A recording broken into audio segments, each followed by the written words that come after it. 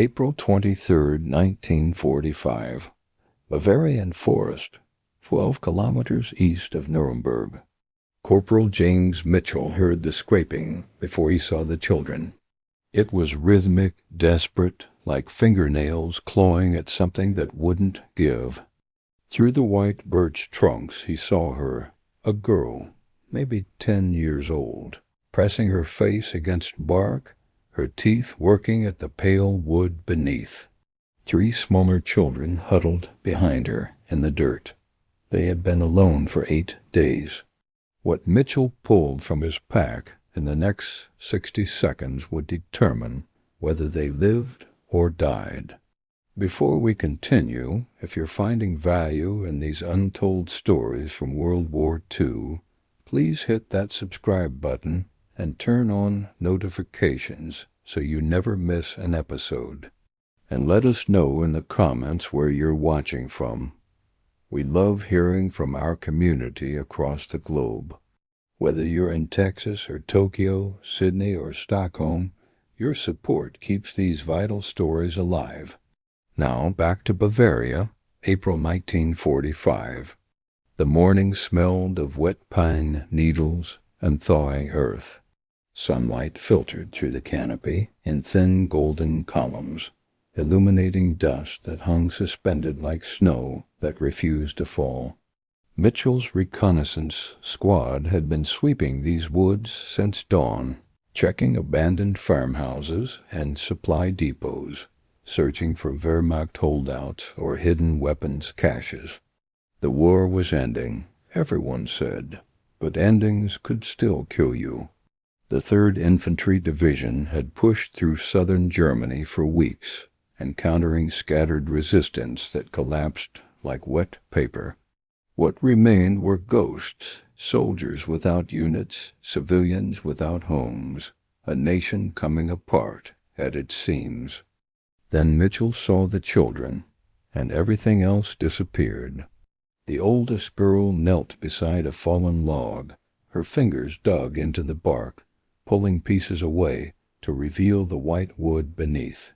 She scraped at it with her teeth, methodically, mechanically, like someone who had forgotten what food was supposed to be. 2 boys sat nearby, younger, their faces hollow and gray. Bark fragments lay scattered around them like broken plates. The smallest child, a girl no more than 4 years old, lay curled against the log. Her breathing was shallow and fast. Her eyes were half closed. She wasn't moving except for that terrible, racing breath. Mitchell felt his stomach clench. He had seen hunger before, in Italy and France, in the faces of refugees crowding the roads with everything they owned tied in blankets. But this was different.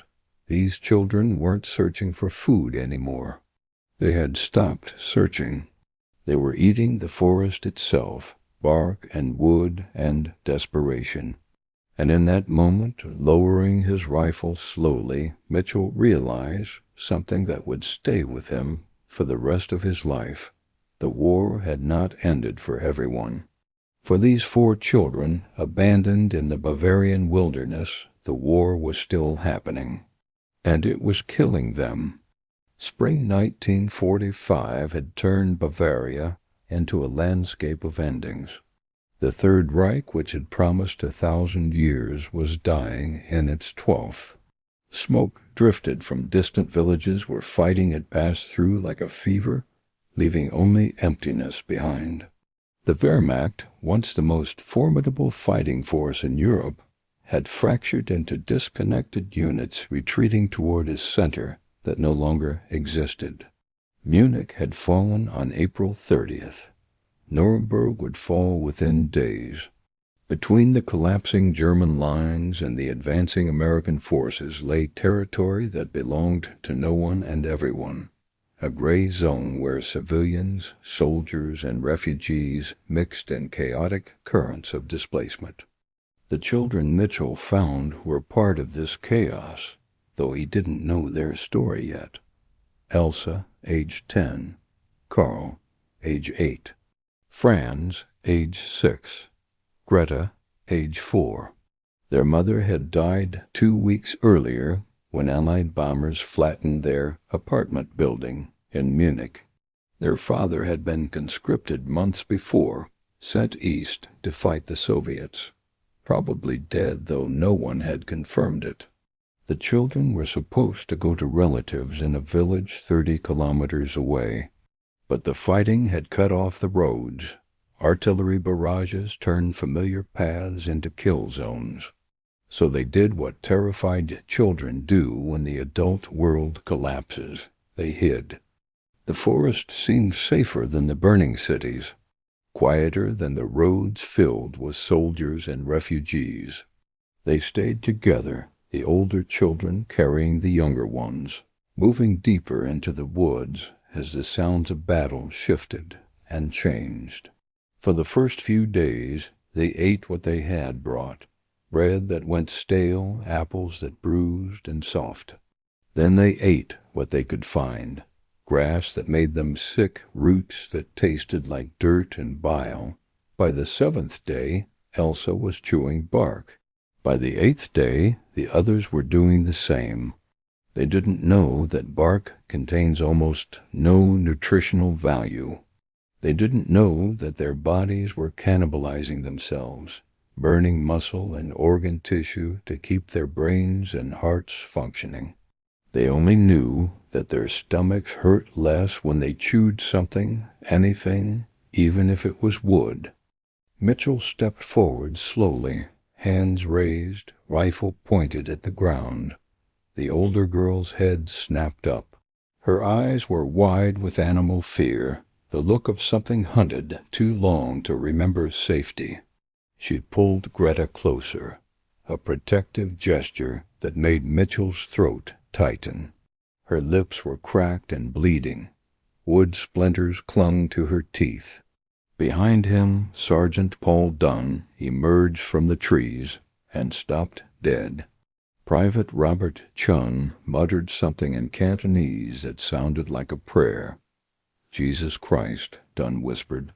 "How long have they been out here?" Mitchell didn't answer. His hands were already moving through his field pack with practiced efficiency. Emergency rations, water canteen, medical kit. His training kicked in, even as his mind struggled to process what he was seeing. 4 children, alone in the woods, eating bark to survive, the youngest one dying in front of him. But training also included a crucial warning, one that medics had repeated during briefings after the liberation of concentration camps across Germany. Don't give too much too fast. Starvation changes the body in ways that make feeding dangerous. The wrong food, given too quickly, could kill as surely as no food at all. Mitchell had heard the stories. Well-meaning soldiers giving chocolate bars and K-rations to skeletal prisoners who died within hours, their systems too damaged to process rich, dense food.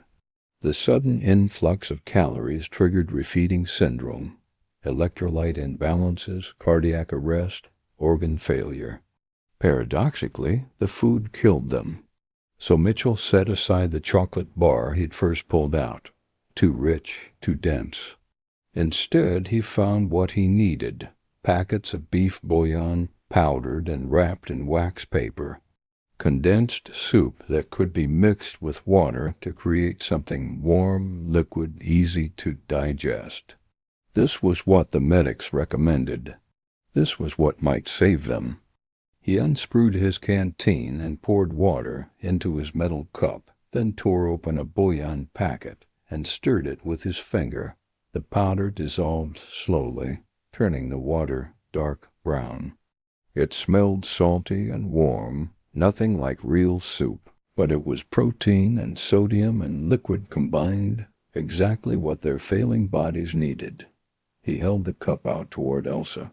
She didn't move. Mitchell took a sip himself, made an exaggerated expression of satisfaction, then held it out again. This time she reached for it. Her hand trembled so badly that water slopped over the rim. She brought it to her lips and drank in desperate gulps, water running down her chin, soaking into her filthy dress. "Slowly," Mitchell said, even though she couldn't understand. He touched his own throat, made a gentle gesture. She ignored him and drank until the cup was empty, then looked at him with eyes that held a terrible combination of gratitude and suspicion. Behind him, Dunn was on the radio calling for medical transport. Mitchell made 2 more cups of bouillon, gave them to the boys, then knelt beside Greta. She wasn't conscious enough to drink. He tilted her head back gently and let water touch her lips. She stirred, swallowed reflexively. He gave her more, just drops at a time, waiting between each one, monitoring her breathing.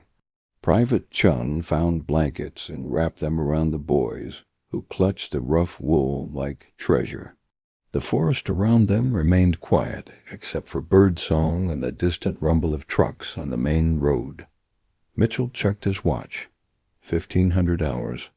They'd been sweeping these woods since dawn. Now this. He looked at the bark scattered around the fallen log, the white patches where Elsa had stripped it away with her fingers and teeth. 8 days, he guessed. Maybe longer. Long enough to work through whatever food they'd had.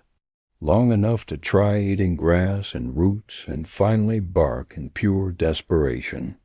Long enough for their bodies to begin shutting down, prioritizing survival over everything else. Digestion slowing, immune systems failing, organ function declining. Another day, maybe 2, and they would have found 4 small bodies instead of 4 living children. The margin between life and death had been that thin.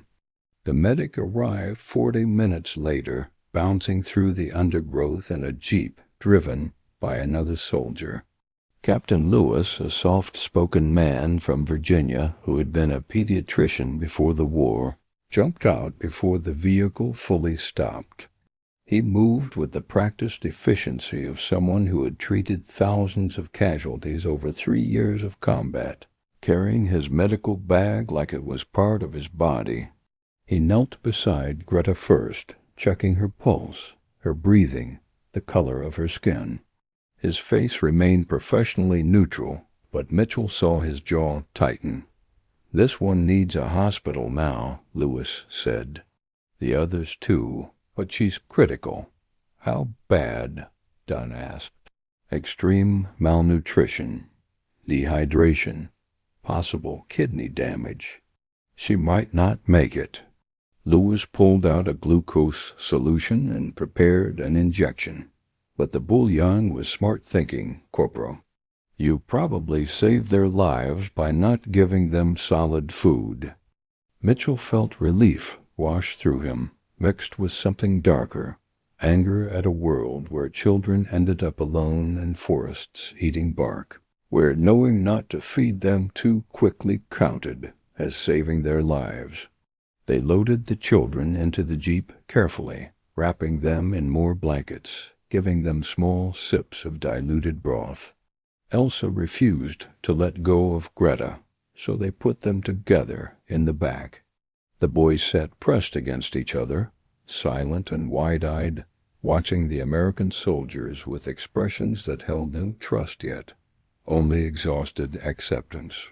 As the jeep pulled away, Mitchell saw Elsa turn to look back at the forest, at the log they had been eating, at the only shelter they had known for however many days they'd been alone. Her face showed no emotion at all. That scared him more than anything else he had seen. The field hospital occupied a requisitioned schoolhouse 3 miles behind the front lines. Children's drawings still covered the walls. Crayon houses and stick-figure families looking down on rows of cots, where soldiers and civilians recovered from wounds and hunger and disease. The contrast stabbed at Mitchell when he visited the next day. happy pictures of a world that had ceased to exist, watching over the casualties of its destruction. The 4 children occupied cots at the far end of the ward. Greta lay connected to an 4 drip, her breathing steadier but still shallow. The others sat upright, eating small portions of porridge that nurses spooned to them slowly, monitoring every bite for signs of distress. Captain Lewis found Mitchell in the hallway. "They're going to survive," he said without preamble. "All 4 of them. The youngest was close. Another day, and we would have lost her. But they're responding to treatment." "What happened to them?" Mitchell asked. Lewis explained that Elsa revealed their parents were killed in a Munich air raid. Trapped by fighting, the siblings hid in the forest for 9 days, surviving on scraps. Mitchell asked their fate. Lewis said the Red Cross would process them chaos everywhere, but at least the children were still together. That afternoon, Mitchell returned to the ward with food scrounged from the mess hall and depot. Crackers, canned peaches, powdered milk, mixed with sugar. He also brought a deck of cards and a small stuffed rabbit, lost by some soldier in a card game. Elsa watched him approach, wary but hungry. Mitchell set the food beside her cot and stepped back.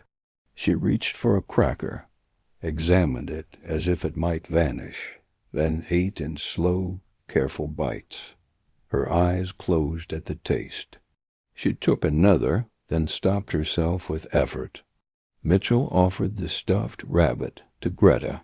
The little girl stared, then reached out with fragile hands and pulled it to her chest. For the first time since he'd found them, she smiled. Small, tentative, real. It was worth more than any medal. The boys divided the peaches evenly, counting pieces, sharing the syrup with deliberate fairness. They ate slowly, savoring each bite. In the days that followed, Mitchell visited whenever he could. Others came too. Soldiers brought chocolate, gum, small flags, magazine pictures. The children became a cause, a reminder of what the war meant. Not strategy or ideology, but 4 kids who had eaten bark in the woods and now needed soup. Elsa began to trust him, cautiously. She spoke through Rachel, a German-American nurse who translated gently. Elsa told him about her mother, a factory worker, her father a school teacher, their apartment in Munich overlooking a courtyard where the children had played. "She asks if you have children," Rachel said. "She thinks you'd be a good father." Mitchell said he wasn't married but had younger sisters. Elsa nodded, recognizing something shared. Franz showed Mitchell how to whistle with a blade of grass. Mitchell failed badly, making Franz laugh, the first sound of joy he'd heard from him. Carl drew pictures of the forest, the soldiers, Mitchell's face. At the bottom, in careful German script, he wrote, "The day we were saved." 2 weeks after finding the children, Mitchell's unit received orders to move forward. The war was collapsing fast, German forces surrendering, cities falling without resistance. Berlin would fall within days. Everyone knew the end was near. Before deploying, Mitchell visited the hospital one last time. The children had improved. Greta could sit up now, color back in her cheeks. The boys played quiet card games. Elsa had gained weight, the sharp hollows in her face softening. "They're being transferred to a Red Cross facility tomorrow," Rachel told him. "There may be an aunt in Bavaria who survived. They're trying to reach her." "That's good," Mitchell said, though letting go felt harder than he expected. The children had come to represent something the war had nearly erased, something worth protecting. He gave each child a gift, a small American flag for Greta, his Normandy compass for the boys, and his worn deck of cards for Elsa. "Tell her it wasn't their fault," he said quietly. "They survived. That takes courage," Rachel translated. Elsa listened, then spoke quickly through tears she refused to shed. "She says she'll remember," Rachel said. "When she tells her children about the war, she'll tell them about the American soldier who gave them soup. She says you taught her that kindness still exists." Mitchell knelt beside her, resting a hand on her head. "You're going to be all right," he said, hoping the meaning carried. The war ended 17 days later. Europe celebrated. Mitchell did too, but part of him stayed in that forest, choosing soup over chocolate. That choice was the war he would remember. Years later, after returning to Cedar Rapids, marrying and starting a family, James Mitchell often thought about the 4 children. He never learned what became of them, whether an aunt in Bavaria took them in, whether they stayed together, whether they fully recovered from 9 days alone in the forest. But they stayed with him, shaping what he believed the war had truly meant. When his children asked about his service, Mitchell shared safe stories, camaraderie, liberation, coming home. Once his daughter asked what he was most proud of. He thought of medals, battles, commendations. Then he said simply, "I found 4 children in a forest who were starving. I gave them soup. They lived." She waited for more. When none came, she asked, "That's it?" "That's it," he said. "That's enough."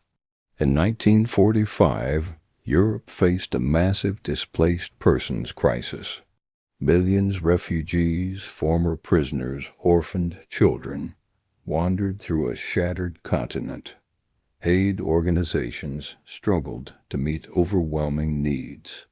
Among them were 4 children from Munich who survived 9 days in a Bavarian forest eating bark. Their suffering was not unique. What made their story different was the outcome. They lived, and the principle that saved them careful refeeding would become standard humanitarian practice. Soldiers and aid workers learned that feeding the starving required restraint as much as compassion. The bouillon Mitchell prepared was more than food. It represented thoughtful mercy, helping in a way that did not harm, knowing when to give slowly, knowing when care mattered more than impulse. As Europe rebuilt, veterans told stories of battles and victory. Others told quieter stories about impossible choices, about small acts that mattered just as much, about 4 children and a cup of warm soup. War is not only about territory and triumph. It is about moments when one person chooses to help another, when mercy interrupts violence, when someone decides that these lives matter. 4 children lived. That was enough.